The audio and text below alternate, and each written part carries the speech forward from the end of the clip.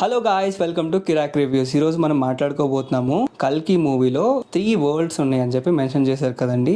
ఈ 3 ప్రపంచాలు ఏంటో మనం మాట్లాడుకుందాం. Number 1 Kashi city, the last city of world. అంటే కలియుగం చివరికి వచ్చేసరికి కాశీ నగరం అనేది చివరి నగరంగా ఉండిపోతుంది. Number 2 complex. ఈ కాంప్లెక్స్ ఏంటంటే ఇది ప్రపంచాన్ని మొత్తం తన గుప్పెట్లో పెట్టుకుంటుంది. ఇది వచ్చేసరికి కాశీ సిటీ పైన ఆకాశంలో మేఘాలకి తగులుతూ ఉంటుంది. And number 3 Shambhala. So Shambhala city గురించి కూడా మెన్షన్ చేశారు. సో ఈ శంబల సిటీ వచ్చేసరికి as per Puranas Shambhala city and కల్కి అవతారానికి ఉన్న కనెక్టివిటీని బేస్ చేసుకొని ఈ మూవీలో శంబల సిటీని కూడా ఇంక్లూడ్ చేశారు. నిజానికైతే కాశీ సిటీ అనేది కొంచెం మొదలైనప్పటి నుంచి మొదటి నగరం అనేది కాశీ పిలువబడుతుంది. ఇప్పటికే మన కల్కి మూవీ ట్రైలర్స్ లో ఉన్న దాని ప్రకారం ఈ కాశీ సిటీని కలియుగాంతానికి చివరి నగరంగా చూపించబోతున్నారు.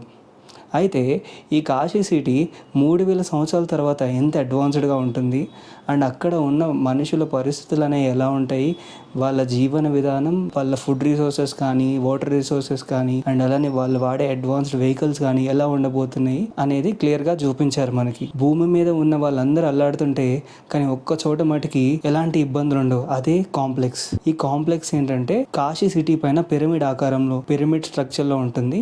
సో భూమి మీద ఉన్న నీళ్లు మొత్తాన్ని, గంగా వాటర్ మొత్తాన్ని పీల్చేస్తూ కనిపిస్తూ ఉంటుంది. అండ్ ఆ కాంప్లెక్స్ లో వచ్చేసరికి సముద్రాన్ని తలపించేంత నీరు ఉంటుంది. ప్రపంచాన్ని భగవంతుడికి వ్యతిరేకంగా నడిపించే కాంప్లెక్స్. వీళ్ళ దురాఘాతాలు అరికట్టడానికి శంబలా సిటీలో కూడా వాళ్ళకు ఉన్న ఒక నానుడి ఉంటుంది, కల్కి అవతారం వస్తుంది అనేది. ఈ కల్కి అవతారం కాన్సెప్ట్ బేస్ చేసుకొని కాశీని ఒక ఫస్ట్ సిటీగా, ఈ కాంప్లెక్స్ అనేది ఒక నెగిటివ్ షేడ్ గా చూపిస్తూ అండ్ అలానే శంబలా నుంచి కల్కి అవతారం ఎట్లా ఉద్భవించి ఎలాంటి మార్పులు జరగబోతాయి అనేది చూపించడమే కల్కి మూవీలో మనకి ఇప్పటి వరకు ఈ 3 వరల్డ్స్ గురించి చూపించారు. కాశీ సిటీలో రిసోర్సెస్ అన్ని తగ్గిపోయేసరికి అక్కడ జనాలు వాటర్ కోసం, ఫుడ్ కోసం ఇబ్బంది పడుతూ ఉంటారు. బట్ కాంప్లెక్స్లో అలా కాదు. కాంప్లెక్స్లో ఫుడ్కి, రిసోర్సెస్కి ఏం కొదవ ఉండదు అండ్ అడ్వాన్స్డ్ వెపన్స్ ఉంటాయి. వాళ్ళు శంబలాలో మనం ఎప్పటి నుంచో వింటున్నాము అక్కడ ఉన్న విజ్ఞానము అంతు పట్టని విజ్ఞానం ఉందని అండ్ అక్కడ ఉన్న ప్రజలు కూడా సంతోషంగానే ఉంటారు. వాళ్ళ దగ్గర ఉన్న వెపన్స్ కానీ అన్ని చాలా అడ్వాన్స్డ్ గానే ఉంటాయి. సో ఈ శంబలాలో ఉండే పీపుల్ వాళ్ళు కాంప్లెక్స్ లో ఉన్న ప్రజలపై ఎలా తిరుగుబాటు చేస్తారు అండ్ అలానే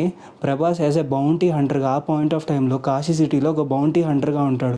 ప్రపంచం అంతిమానికి వచ్చేసరికి కరెన్సీ అంతా ఒకటే ఉంటుంది, అది యూనిట్స్ రూపంలో చూపిస్తున్నారు ఇక్కడ. So as a bounty Hunter గా ప్రభాస్ ఆ కాంప్లెక్స్ లోకి ఎలా ఎంటర్ అవుతాడు, అక్కడ తిరుగుబాటుదారులు, శంబలా నుంచి వచ్చే తిరుగుబాటుదారులకి ఎలా మన ప్రభాస్ ఉపయోగపడతాడో ఈ కల్కి పార్ట్ 1 లో అయితే మనం చూస్తాం. That's it for this video guys. Do follow Kirak reviews for more movie updates.